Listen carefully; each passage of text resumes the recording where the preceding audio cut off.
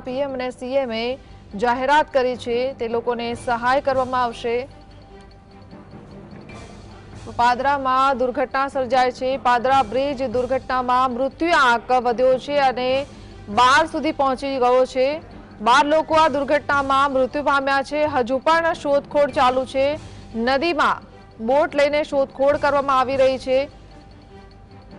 કેટલાક લોકોનું રેસ્ક્યુ પણ કરી લેવામાં આવ્યું છે। તે લોકોને સુરક્ષિત સ્થાન પર ખસેડવામાં આવ્યા છે। ઈજાગ્રસ્તોને તાત્કાલિક સારવાર આપવા માટે હોસ્પિટલમાં ખસેડવામાં આવ્યા છે।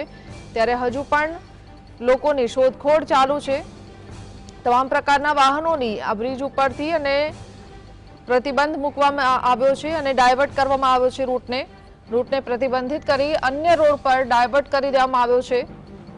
તારાપુરથી વડોદરા જતા વાહનોને વાસદથી વડોદરા તરફ રૂટ ડાયવર્ટ કરાયો છે। તો બોરસદથી વડોદરા જવા માટે ઉમેટા બ્રિજ પર રૂટ ડાયવર્ટ કરાયો છે।